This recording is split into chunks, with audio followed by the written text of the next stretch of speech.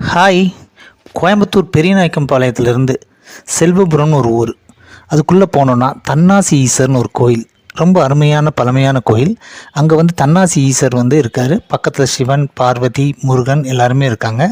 இதில் என்ன ஒரு ஸ்பெஷாலிட்டின்னு பார்த்தீங்கன்னா, ஒரு மிகப்பெரிய பழைமை வாய்ந்த 1000 வருஷத்துக்கு மேலான ஆலமரமும் கராச்சி மரமும் இணைந்து இருக்குது.